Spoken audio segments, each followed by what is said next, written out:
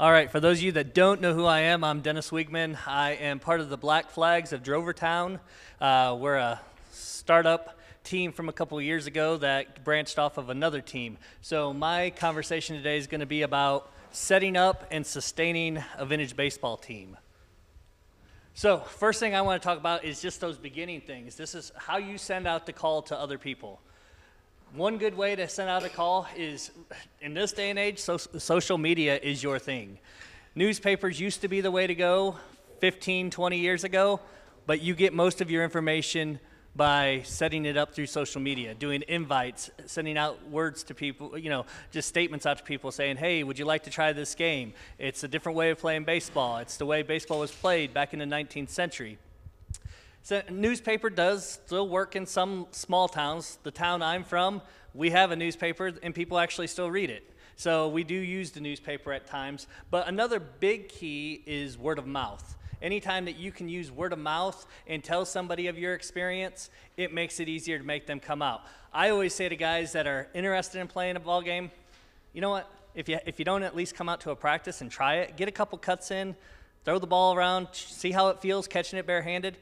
Typically, you get hooked once you start doing those things. I know it took me going to a game to get hooked, but I've also had guys join my team just by coming to practice.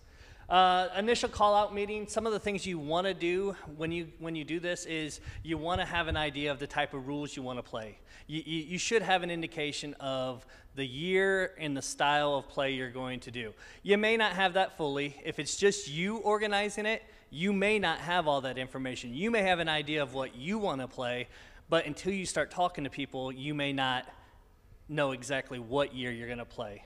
Also, it's always good when you have your first call-out meeting, if you can find someone either close by that has a team or someone that could Skype or FaceTime in that could talk about the game and give you a chance to ask all these questions. We were lucky. There was a gentleman by the name of Bill Furstenberger.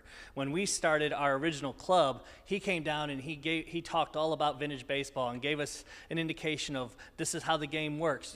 Come out and watch it, but these are the things we do. And it sparked that interest.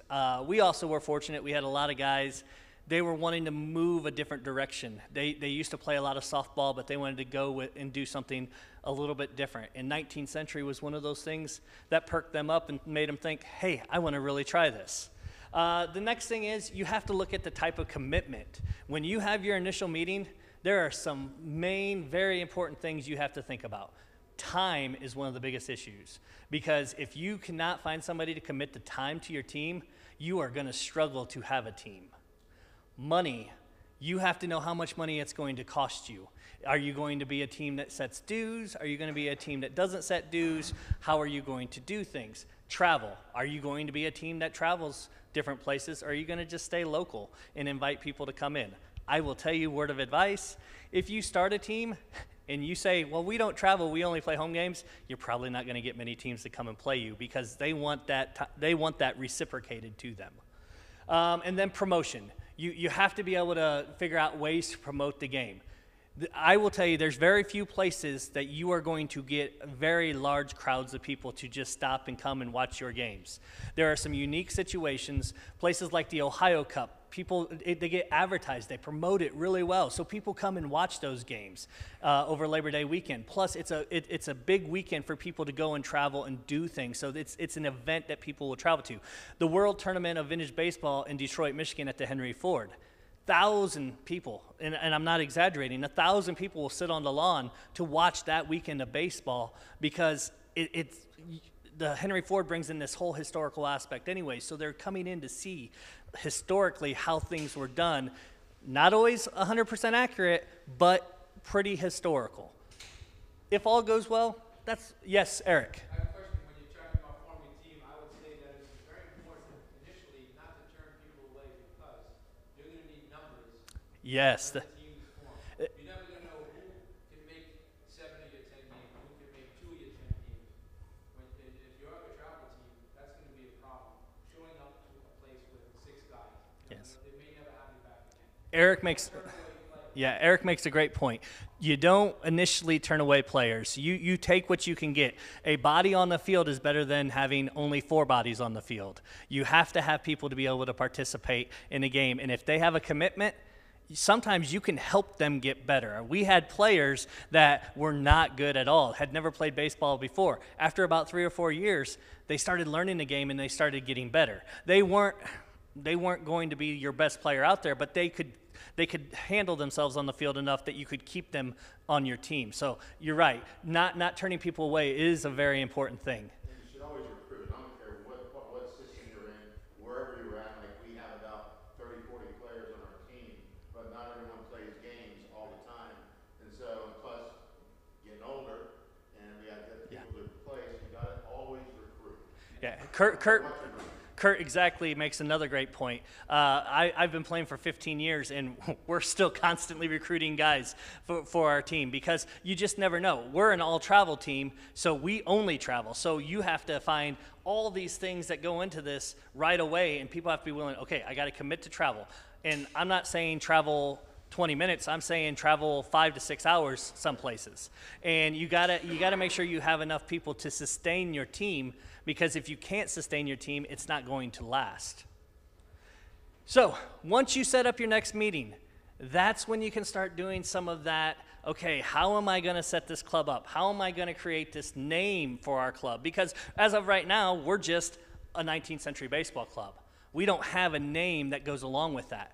So some of the main things you have to do is research. Research is key to any of what you do in vintage baseball. If you do not have someone or some people on your team that research, you will struggle with moving along in the game. So see if there's a team that was established back in the 19th century in your hometown or in a town near you. Go to the local historic society and ask them if they have any information on vintage baseball. We had what's called the Indiana Room in Huntington, Indiana, which had the history of everything in Huntington. So I could go in there and ask, okay, what do you have on baseball? They had vintage baseball stuff in our room, which was crazy because it was modern, it was us, but they did have some information. The good old microfiche or going online at the public library is another way to research those things. We found out, and I'll share later, how Huntington found out there was some history of baseball during that time in the 19th century. The other thing is, after you kind of establish what that team name is, you have to establish your rule set. That involves research. Typically, you're not going to pick a rule set that nobody else around your area plays. Even though you found out, oh, I had a team in Huntington, Indiana that played in 1867, but everybody around you plays 1864, you're not going to pick 1867 because you won't find anybody to play you. So you have to make some understandings and accommodations to what your surroundings are as well. Going to the rules section of the Vintage Baseball Association website, going to VBBA.org, you can find all the different rules. We have them posted there. So you can print them off and you can look through and study those rules. You can also, some people say, okay, I've started this team. Can I pick and choose which rules? Yes, sir. I was just wondering, what is the normal year that people play? Great question. So may I ask, where are you from? Texas. Okay. So I know in the Midwest and in the East Coast, 1864 is probably the most common rule set. Now, I believe the Muffins play 1860. We have a couple clubs. The Chicago Salmon play the 1858. The Deep River Grinders play 1858. But a lot of the Michigan teams play 1867, which is a unique rule set because not many people play it. But in that area, especially around the Detroit area, they focus on the rules of 1867. So I don't know. And have you guys started playing much down there? Okay, so there's a couple Texas teams down there, but okay, thank you. So I'm not sure what the other teams would play. I'm guessing with your location, if you talk to Aaron, you're probably going to. They'll play on Topeka. Topeka plays 1864. I think Topeka plays 64. So my guess would be the rule set you would want to stick to is 64. Civil War or afterward, because that's when people started going after that direction.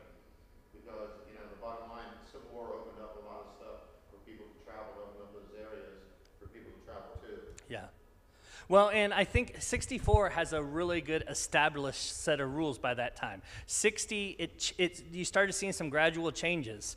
So 64 is a really common rule set that a lot of people play. When I played for the champion Hilltoppers in Huntington, we played 62. And we played 62 because it was during the Civil War, and we were based off of a name from the Civil War that Huntington soldiers were part of. So we wanted to honor that year. But it didn't really make sense at the time. We should have probably been playing 64 all along. Yes, Eric? I would say that every team today should have the rule set of 1864 in their repertoire because it is most commonly played. You can play 67, but you should know 64 because you're going to encounter more teams that play 64 than 67. So you don't have to discount the year that your team may be established as, but you should use 64 as one of your rules if you plan on traveling or going outside your area. Agreed. In case you can't hear that on this end of the on the end of the microphone, in case you couldn't hear what Eric said, he stated everyone should have a set of 1864 in their repertoire in order to be able to be prepared for the teams that do play 64. Even if you play 62, 67, 58, you should know 64 so that when you play those teams, you're aware of what you need to do. Picking and choosing rules becomes this hairy situation because the rules are established and they have information in them.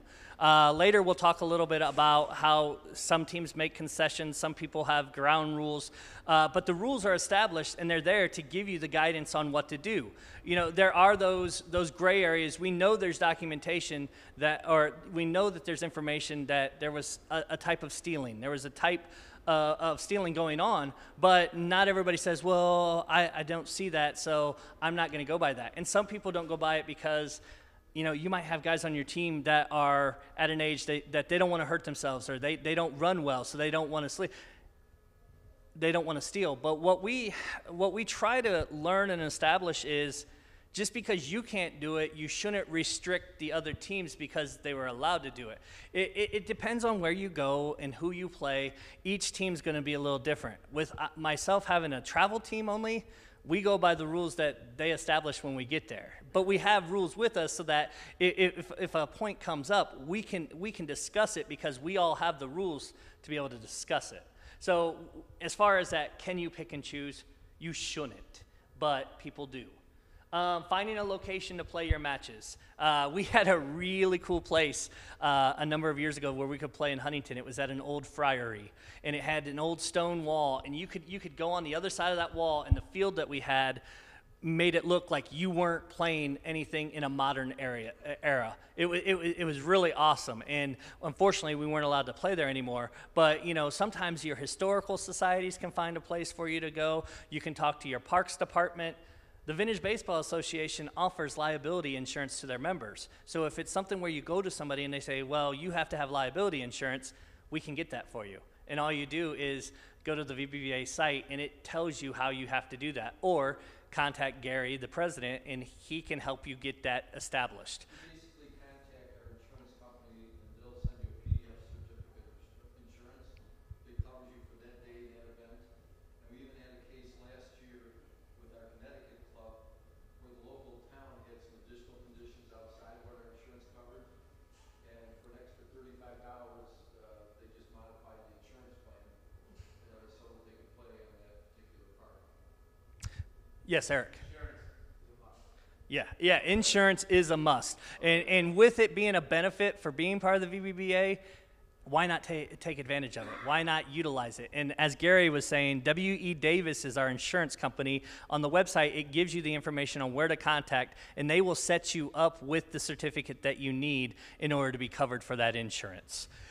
So we have enough people. We established a team. We're ready to go. We start thinking about names. All right, so when we started in Huntington, we didn't do the research we should have done. We based it off of some of our guys were Civil War reenactors, so there was a battle of Champion Hill, so we used the name Champion Hill and then Hilltoppers, so we used toppers, and that's how we established our name. We wanted to honor the people. There were 17 guys from Huntington that got killed at that battle, so they wanted to honor them, so we called ourselves the Champion Hilltoppers. we did some research when we hosted our conference in 2014. I started doing a little more research on Huntington in general. And the actual first team in Huntington to play baseball was in 1867, and they were named the Perseverance Club of Huntington. So my first thought was, well, maybe we should change our name. But then it was like, we're already established. What would that do to, the people that knew us? So we kicked it around, but we're like, no, we can just talk about it at our matches and let people know that that was it, or we can put it in our information, but we're not going to use that name. We also look at how can you put some relevance into your team name. So I currently play for the Black Flags of Drovertown. Drovertown was it was annexed into Huntington later. So in 1864, Drovertown was a township in Huntington County, Indiana. So because it was a township in 64, we typically play 64. We use the name Drovertown as opposed to Huntington. And found the historical marker that states the year. So it really worked out well for us when we found that information. So when we established this new team, we wanted to take a little bit of the city history and put it into what we were doing for our club. The next step, team colors. As Eric and I were talking, you should really go with earth tones, the blues, the browns, bland colors, more Civil War based colors. There's teams out there that use other colors, and I don't know if they found the research for it to choose those colors, but typically you want to use those earth tones. I know when we started the Champion Hilltoppers, we used hunter green and white because the college team used hunter green. Well, it had no historical relevance to us. We just didn't do enough research. We were new. We just wanted to get started. We wanted to play. But now that we have all this information, it's so much easier to go online and research. There's a really good site called Threads of Our Game, and you can actually get to that link through the VBBA website. They actually document from 1858 to, and Eric, you can correct me if I'm wrong, I think 1876 or even the 1880s. You can go by the centuries and look at what the uniforms look like, and they have drawn out pictures of what those uniforms look like. By team, yes, and by location. You can do it even by Midwest or East Coast. You can kind of filter it depending on what your look is, and it's a really good source. So that when we started our second team, we took some of those ideas. I still had guys that wanted to not use some of that stuff and have their own look. You battle that sometimes, but we use that source as a way of helping us through. Next. What will your uniforms look like? Well, should they be historically accurate? What I mean by that is, if you're not playing 1869 rules, which not many teams do, except for around the Cincinnati area, you should not be wearing knickers. Knickers weren't officially really established until 1869. The Red Stockings in '67 started wearing them, but you didn't see it they were the only team. In '68, yeah, they wore them. But I was having a conversation today with two gentlemen, and they said their belief is until the Red Stockings became a winning team, then everybody saw their look, and they want to imitate that look. So if you're playing 1864 ball, you shouldn't be wearing knickers on your pants. You should be wearing long pants. Same with the collars and the sleeves. A common theme in Michigan, and I will say on my team right now, is that 3/4 sleeve, and it really wasn't established until much later than the 1860s. So yes, we're wrong on that. That's one of those concessions I made with the group of guys that I play with. But it wasn't historically accurate until probably in the 1870s, if not a little bit later. Not wearing earrings, long necklaces, those things wouldn't have shown, wouldn't have been out there. That whole idea of wearing knee braces and things like that. You don't show those while you're playing vintage ball. Those shouldn't be exposed. You should find a way to cover those up.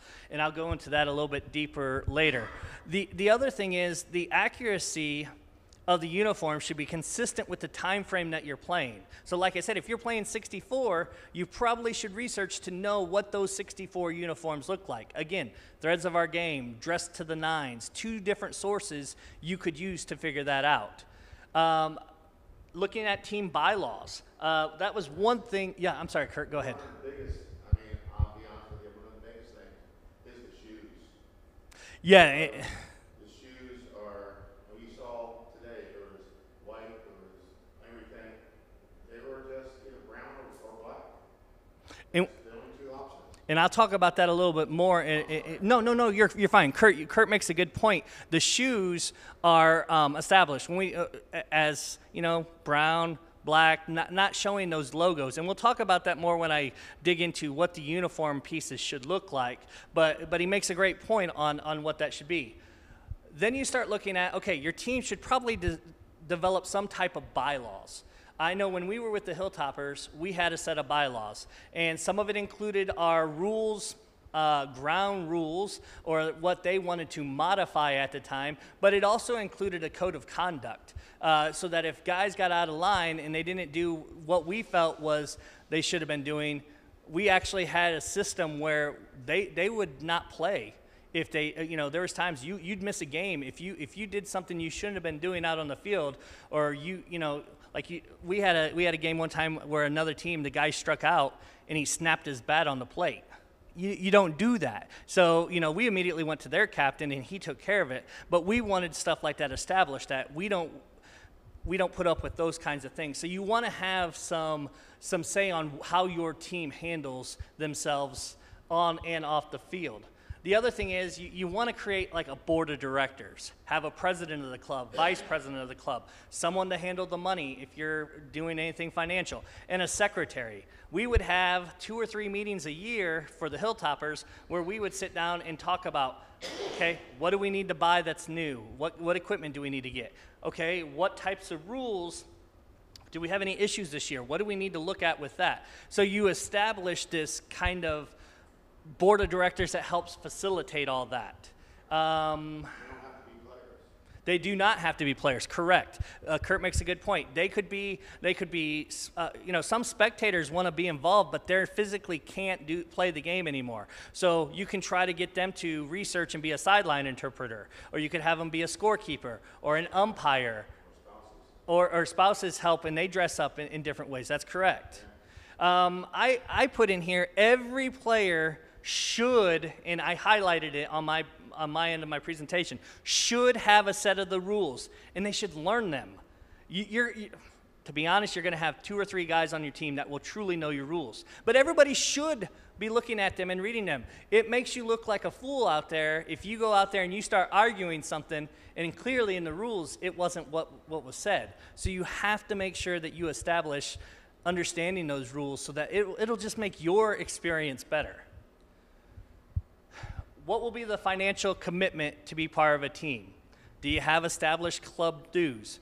When I was with the Hilltoppers, we charged $40 a year. Now, I'm being told by others that's not a lot of money. They charge a lot more than that to get commitment. We charged $40, and we ended up having about 20 to 25 guys on our team. Not always showing up, but they still were part of the team. Who will purchase the equipment you need? Things like balls. Every team has to have some to be able to play the game. Bats, the team could purchase them with the dues money, or a lot of guys, like I own my own set of bats. I buy multiple bats. I just enjoy having, that's something I collect.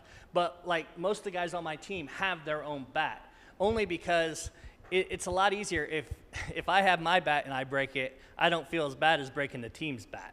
So, and bats are so inexpensive now from some of the different vendors. Now, some are higher than others, but most vendors, they're inexpensive enough that you can afford to buy your own bat.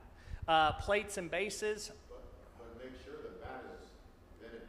Yes. Don't let the person buying a bat buy a bat that's not vintage. So Vintage Baseball Association has a set of vendors that help establish and help with the different types of bats you can get. Michael Paez out of the Bulldog Bats, he's done extensive research on what those bats should be. A lot of his bats are even Some are longer, some are heavier, but he's done extensive research. I know Brian out of Smacker Bats has done a lot of research. We have Phoenix Bats, who's been around for a long time, and they have bats that are very similar.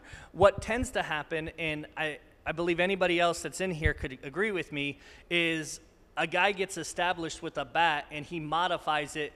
It's wooden, it has the correct dimensions, but it isn't exactly what one would look like, and they change it to their style. Maybe it has more taper than it should, and things like that. And then everybody wants to buy their own style of bat. When you start getting into that, you're taking away from the accuracy of that. The vendors love it because they're going to sell them because you want to buy a bat. But you're taking away from the accuracy of what that is. So that research in itself of the bats is important too.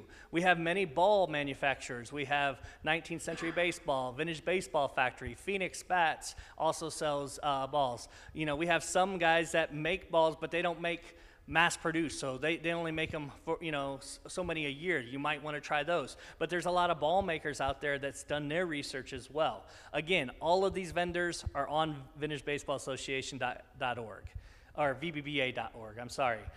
Plates and bases, especially if you're going to have home games, you need to have an established set of bases and plates. Now, there's vendors that do that too. KP Weaver is really where I go to get all my bases. Plates, I go to the water company. They make the round, metal plates that go over like the sewers and everything like that. They're big enough and they meet the requirements, and use those for the pitcher plate and the hitter's plate. We've used that for many years. And other people find different ways and different ideas that they can use as well. And then your uniforms. There's a cost that goes into all of this. And some teams, they establish where they just have somebody make a bunch of uniforms, they charge the guys, and then they keep the uniforms. It's more of like a rental. Some people, you're responsible for your uniform. If you're on the team, you have to make that commitment and purchase that uniform. How will you pay for travel to all your games outside of your town? Some people rent a bus or rent a van, a 15-passenger van for the weekend. Some people carpool. Like in my team, we like to do it as family events. So my kids and my wife typically go to all of our travel games, and we make it a little mini vacation. They enjoy watching some of the baseball, but then they can go out and do whatever they want while we're playing the game, and that's cool too. How will you pay for the hotels? More often than not, if our families aren't with us, we share hotels, and it becomes very reasonable when you're splitting the room by 2 or 3 guys. So that helps as well. The next big step is establishing the schedule. So when I was president of the Hilltoppers, I was also the scheduler. When I left being president, the next president said, well, I don't want to be in charge of the schedule. I said, okay, I am vice president. I'll do the schedule. It's important to have somebody that can do that schedule, but you also have to know what your team is willing to be committed to do. I made a big mistake my first year scheduling. I didn't know the word no. So everybody that asked me to schedule, I said yes. And we ended up with, I think it ended up being close to 20 or 22 dates, which ended up being close to 40 or 50 matches for the summer. All of us having families, all of us having, you know, things we have to do around our house over the summer to get done, other obligations. We were playing almost every weekend.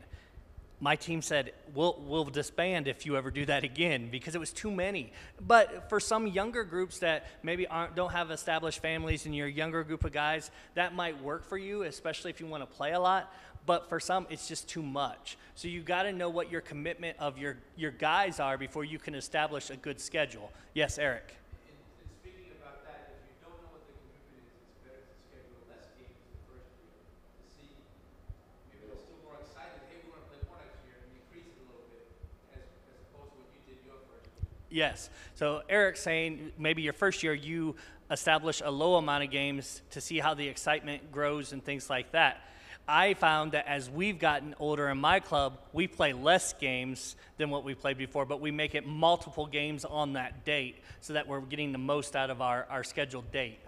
I know there are some teams, they only carry 10 to 12 players, and they travel like that. You gotta understand that, 10 to 12 players. So if someone's sick or someone's got family problems, they can't be. Whereas we have a large number of players, that's why we can play many games, because we have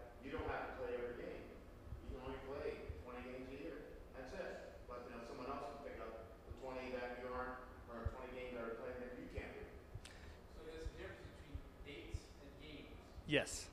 You could have 10 dates and have 20 games. Obviously, there's 2 games a day. Yeah. So make sure that distinction is known. Date doesn't necessarily mean the number of games. Date means time committed. As Eric's saying, One game may have 3 games. It depends on yeah. what is on that date. Yeah, as Eric's saying, dates doesn't necessarily constitute the number of games. Like I said, for the Black Flags, we have 7 dates, but we're going to end up having 21 matches because most dates have at least 2 to 3 matches attached to them. So we still get a reasonable amount of games, but we're not busy every weekend. I know there's a couple of teams out there that schedule 40 or 50 matches, and if they know they're not going to have enough guys, they just know that the other team will have guys, and they hope that that will happen. And that can put you in a position, too, because you don't want to be that team that shows up with only 6 guys, because more likely than not, you can't guarantee the other team's going to have 4 guys or 3 guys to help you out with, and then you are stuck, and you really can't play a game, and you've wasted both your time and that team's time. The other thing you need to know is how far are you willing to travel? I got a group of guys, we're willing to travel a distance. We're going to Tennessee this year from Indiana. We're going to Michigan. We're going to Ohio. You know, we establish where we're going to go because knowing the commitment we're willing to make. Like, we make one big trip a year, and this year our big trip is Tennessee. And we know that going in, so we establish that, and we know that's how we do things. Do you want an equal amount of home games to away games? When I was with the Hilltoppers, they were very adamant that if I have 6 away dates, I need 6 home dates. As I started ending my time with them, what ended up being is it ended up being more like 4 home dates and 3 away dates, just because you couldn't. You'll find once you establish your club, everybody wants to play the home dates. Not everybody wants to travel, and you run into that issue of having to find guys. It's going to happen.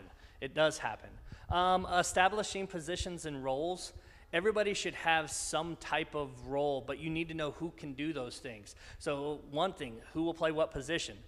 2 of your most important positions, and you would saw this today. Today was a very good example. 2 of your most important positions on the field, pitcher and catcher, especially in a stealing game. If your catcher is not established and cannot throw the ball or get to the ball quickly, you're going to get stolen. It's going to be a long day for you. So your pitcher and your catcher is important, and then I would say your shortstop and your first baseman are your next 2 important positions, because your shortstop tends to get a lot of balls. They tend to be your person that is fairly athletic, can move around the field a lot, and your first baseman has to be able to take those throws.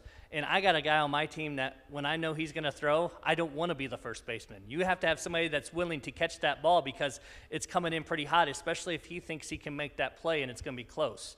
I mean, you still got to remember you got guys running 90-foot bases, and 90 feet is a long way, so you have some time, but some of those guys are still pretty quick, and you gotta rush it sometimes. So you got to make sure you establish good players in the right positions.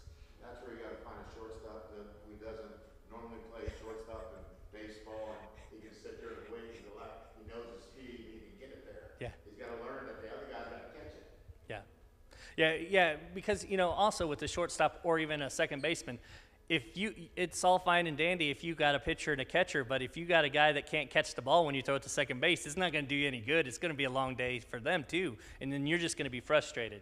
Also, who will umpire your matches? That becomes important, because whoever that person is, they need to know those rules inside and out, because they're going to have a lot of situations where they may be asked something, maybe not even from the players, but even somebody from the crowd.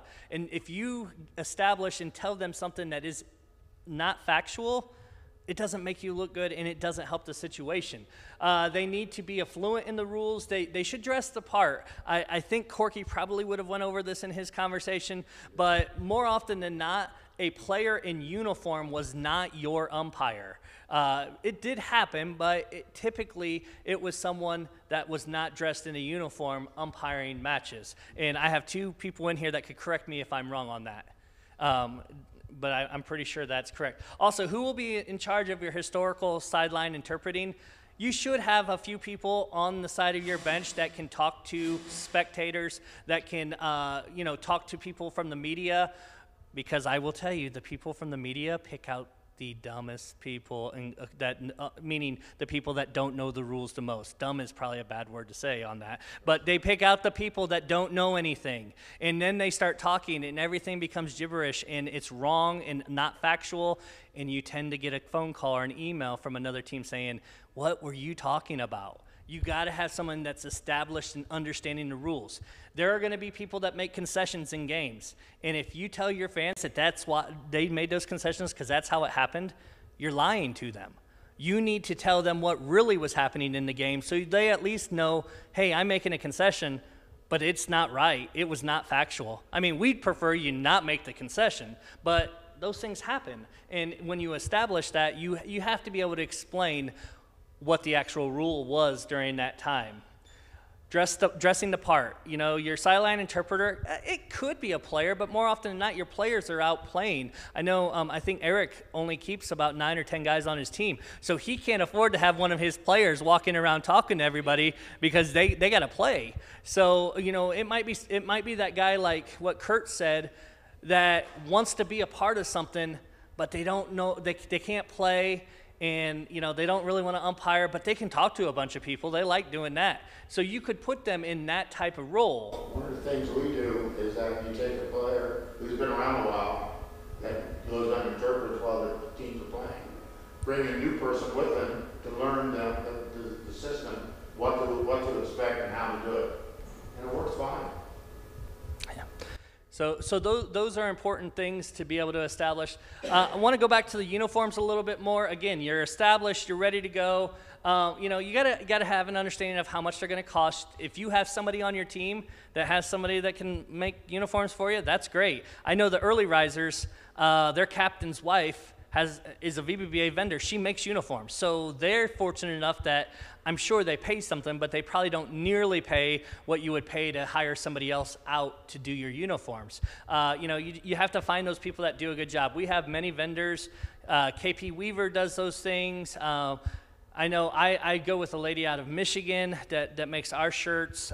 There's so many other places that do those things that are available. Again, make sure you have your information correct about your uniforms. Going to the threads of our game, the dress to the nines, those are 2 valuable resources to help you with your uniforms. If you just go out there and guess what the uniform's going to be, it's not going to look right.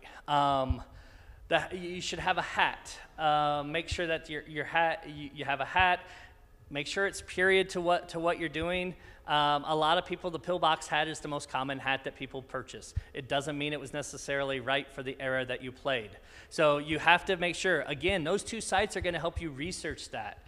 Your pants, again, not knickers unless, if it's 1869 or later, you're going to see knickers. But if not, you shouldn't be wearing knickers any other time. Your shirt should not have any numbers on it. Numbers weren't established until the 1900s. So you don't want to make sure that you have any numbers on your uniforms.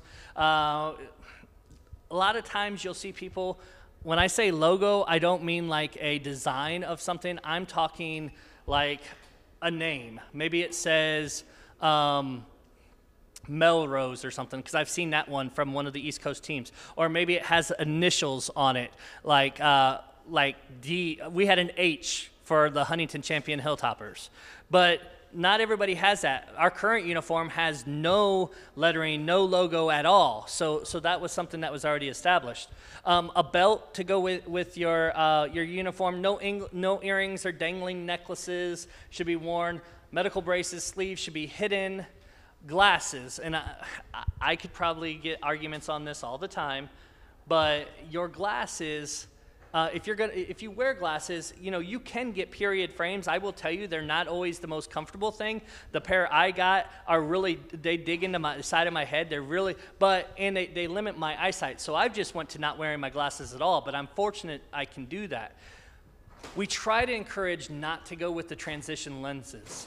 Now, there are some research out there that there was some tinting of glasses, and actually a couple months ago, I think it was the fall issue of the VBBA newsletter, we actually archived an article on tinted lenses that you might want to read. So there was some stuff out there, but you know, we try to make it as accurate as possible when we can. Just for the tinting or for the person's eyesight? the tinting was for the eyesight, and typically that's what you see is most people that's wearing glasses, they shouldn't be going out there and saying, oh, these are tinted because I can't see if they really can see. Some people, I mean, I've been to many matches, especially in the northwest part of in the Midwest, in the northwest part of Indiana, and those areas where I've seen people actually wearing Oakleys. I'm like, that didn't happen. You can't do that. You need to take them off, and then they get mad. Well, but they're my prescription glasses. Sorry, they didn't have that style of glasses, so you shouldn't be doing that. Next, I want to talk a little bit about advertising. Create an event through social media. That's where we do all of our stuff. We used to use the newspaper, but creating events through social media is really the ticket right now. Asking your friends to spread the word. In the Midwest, after you talk about advertising, in the Midwest, one of the things we used to do a lot of is food. Always have food after the matches. I found in my last couple of years of being with the Hilltoppers that when we established a food brigade, people that went ahead and made that food for after the matches, it was good, but people were staying for that. And that was a great time because it established some camaraderie, it gave you a chance to talk to people. But in the last few years, I've noticed more and more people, they just want to go home. They don't want to stay. Well, you spend all that money or you spend all that time setting that up, you better have it established, and the teams that are coming in should let you know if they're staying or not, so you don't waste your time and money for those things. Also, if you're going to do it, you should probably assign someone other than a player to do all that stuff. It's a lot of work. When we had ours and it ran well, our wives took care of it because we just wanted to play baseball. We didn't want to worry about setting up what kind of food to bring. I know Helen from the Douglas Dutchers has established connections with community restaurants in her town. So she has them sponsor her team, and then they supply like pizza and other things throughout the year. But she also sells hot dogs during her event, and she actually has to go to the Board of Health for every game and get an actual one-day license to serve. Okay, Gary's saying a 4-day license to serve. Oh, sorry.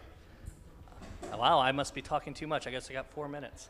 So I'll keep moving closely. I want to go over something really important about when you talk about things with opponents. One of the things that you have to remember is when you set up a match, provide the rule set that you're using to that person.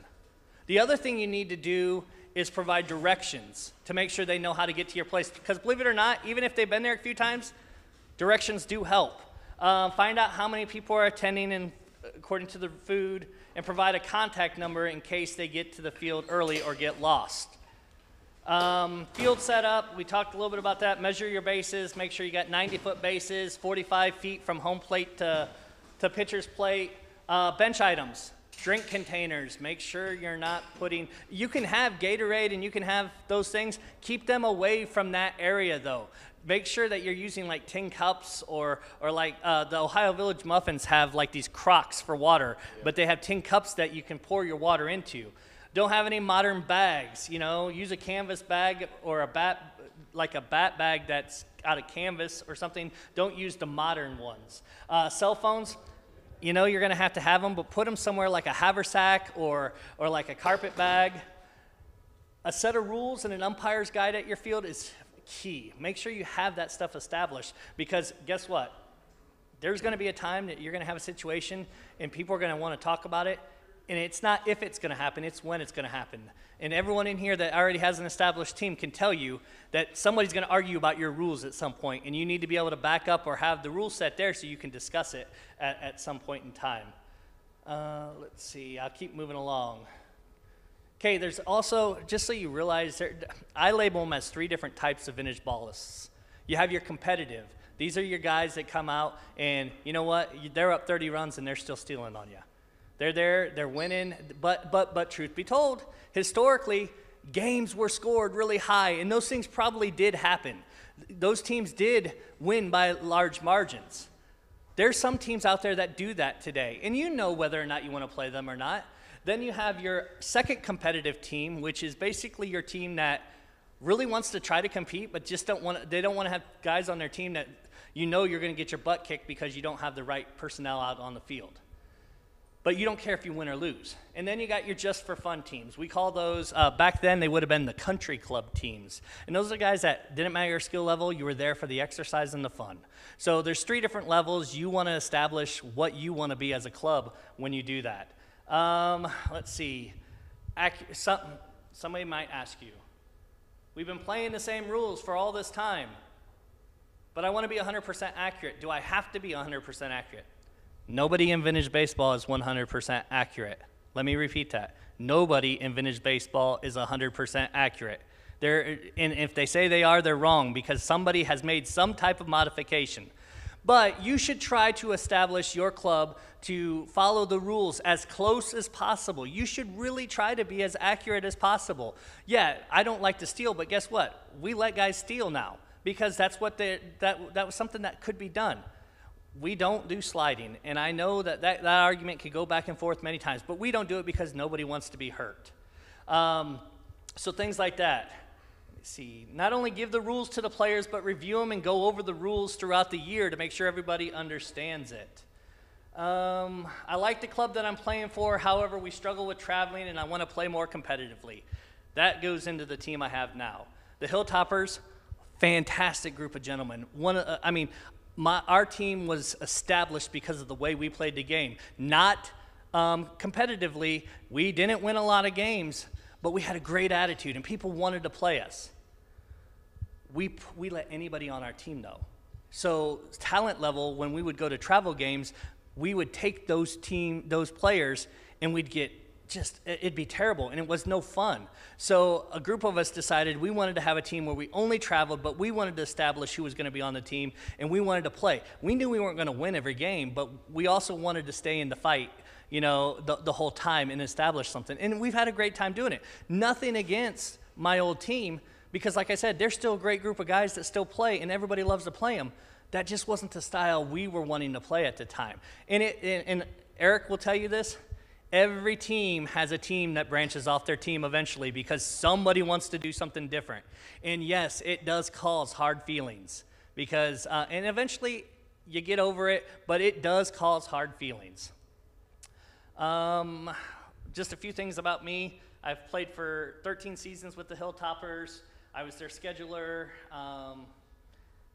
We had $40 dues. We went through the bylaws, everything like that. With the Black Flags, there's 5 of us that run everything.